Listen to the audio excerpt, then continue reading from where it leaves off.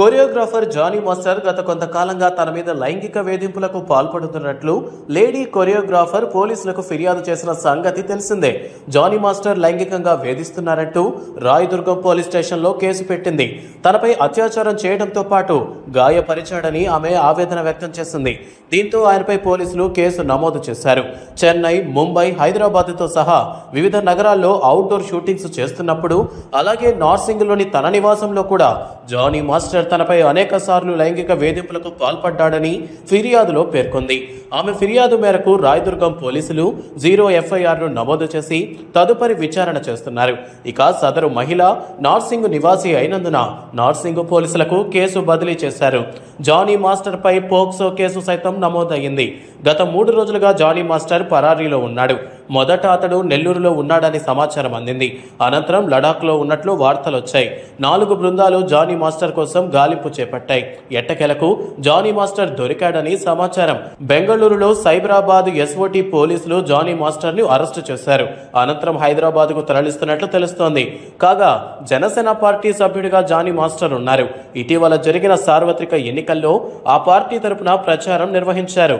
Johnny master పై లైంగిక వేధింపుల ఆరోపణల నేపథ్యంలో జనసేన పార్టీ కార్యకలాపాలకు దూరంగా ఉండాలని ఆదేశాలు జారీ చేశారు.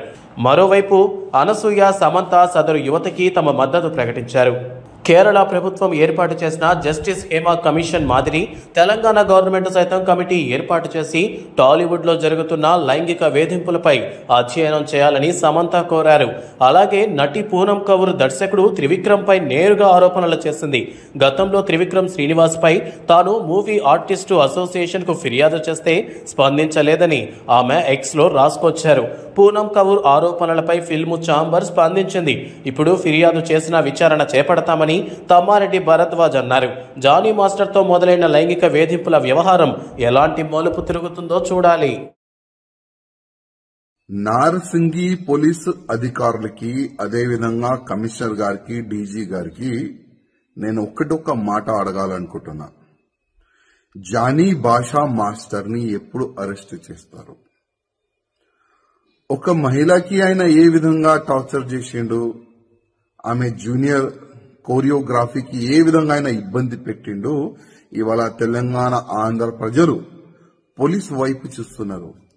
ఎప్పుడు ఆ దొంగకి, ఆ లవ్ జిహాదీకి ఎప్పుడు అరెస్ట్ చేసి నిజాలు బయట పెడతారని తెలంగాణ, ఆంధ్ర ప్రజలు ఎదురు చూస్తున్నారు. అదేవిధంగా నేను పోలీస్ అధికారులకి రిక్వెస్ట్ చేస్తున్నా, ఇవాళ లేకపోతే రేపు ఆయన అరెస్ట్ అయిన తర్వాత ఈ ఒక్క అమ్మాయి నుంచి కాదు, ఇంకా ఎన్ని అమ్మాయిలకి ఈయన ఇబ్బంది పెట్టిండు, ఎన్ని అమ్మాయిలకి కన్వర్ట్ అయిపోండి అని ఆఫర్ ఇచ్చిండు, అది కూడా ప్రజలు ముందు పెట్టాలని నేను పోలీస్ అధికారులకి రిక్వెస్ట్ చేస్తున్నా.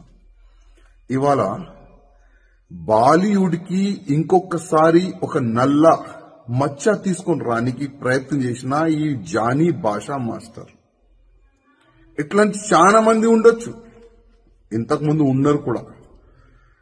ఈ ఫిల్మ్ ఇండస్ట్రీలో పని చేయడానికి వచ్చే వాళ్ళకి గాని, ఈ జూనియర్ ఆర్టిస్ట్ కి గాని చాలా వరకు ఇబ్బందులు గతంలో కూడా పెట్టినారు.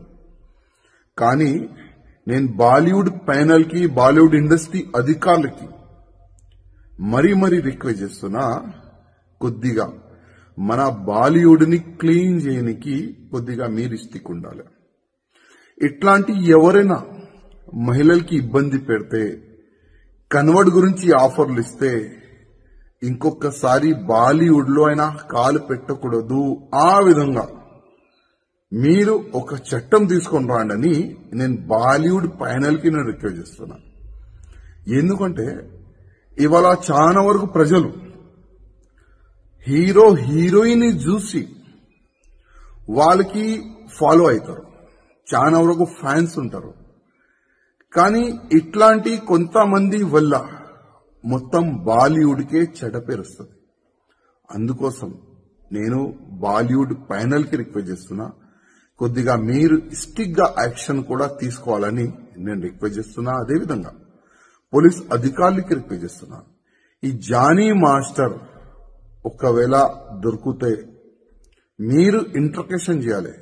ప్రేమ ఇంట్రకేషన్ కాదండి, ఏ విధంగా ఒక దొంగకి, ఒక రౌడీ చేసేవాడికి, ఒక మర్డర్ చేసేవాడికి ఏ విధంగా మీరు అది ట్రీట్మెంట్ చేస్తారు కదా, ఆ విధంగా ఈ జానీ భాషా మాస్టర్ కు కూడా ట్రీట్మెంట్ మంచి చేయాలి, మంచిగా పనిష్మెంట్ ఇవ్వాలి, నిజాలు బయటికి తీసుకుని రావాలని నేను పోలీస్ అధికారులు కూడా రిక్వెస్ట్ చేస్తున్నా.